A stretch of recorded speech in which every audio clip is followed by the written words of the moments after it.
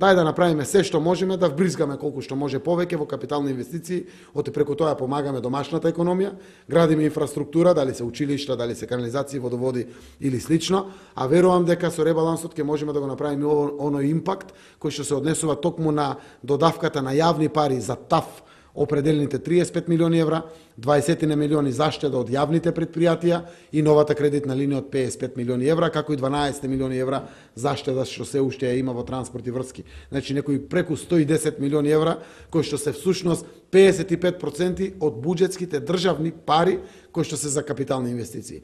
Така да сето ова е релативно.